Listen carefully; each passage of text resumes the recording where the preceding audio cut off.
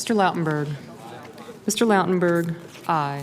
Mr. Cornyn. Mr. Cornyn, aye.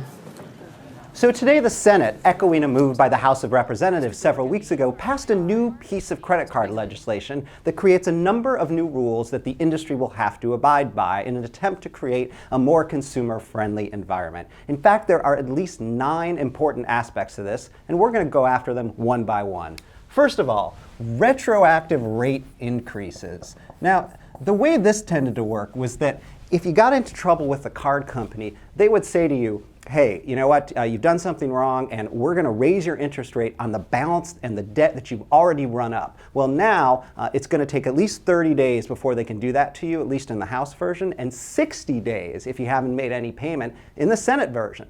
Number 2, they want to reward good behavior, at least the Senate does in their version. So the way that happens is that if you have paid your bill on time for 6 months, the Senate wants the credit card company, if they've already raised your rate, to consider giving you a break and lowering it again.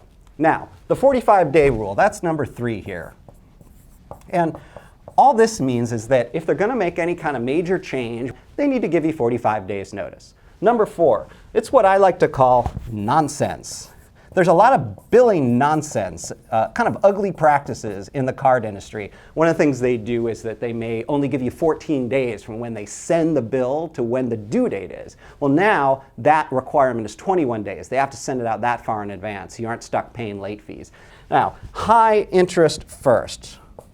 So the way this happens is a lot of people end up with a bunch of different rates on their debt. Well, what's going to happen now is that when you send your check in and it's more than the minimum payment, they're going to apply the money to the highest interest debt first, which helps the consumer.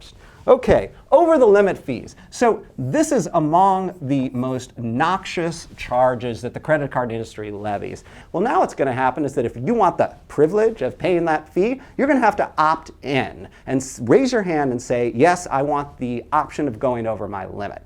Next up, student credit cards. It's going to be harder to get a credit card if you're a student. Congress wants to make restrictions for people under 18. Senate wants to do it for people who are under 21. You would need a cosigner like a parent or a guardian or perhaps a spouse if you happen to get married young.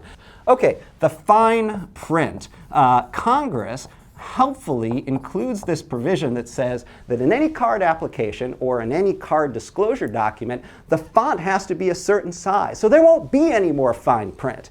And finally, we have gift cards. This is just in the Senate bill. Senator Schumer was a big fan of this. He doesn't much like gift cards. So there's a couple restrictions here. No more dormancy fees, fees for lack of use. There's another issue now, again in the Senate, with expiration dates. Well, now there's not going to be any more expiration dates for at least 5 years.